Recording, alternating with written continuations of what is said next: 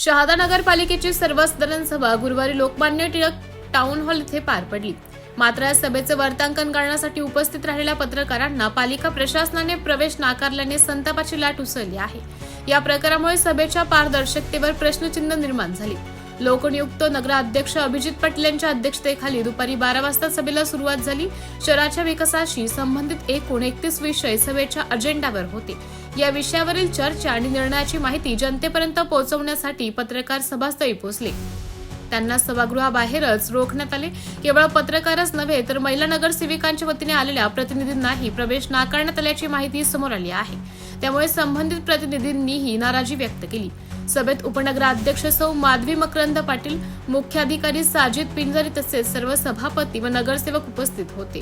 31 विषयांवर चर्चा झाल्याचं समजते। मात्र कोणते विषय मंजूर झाले आणि कोणत्या विषयांवर विरोध झाला याबाबत प्रशासनाकडून अधिकृत माहिती देण्यात आलेली नाही।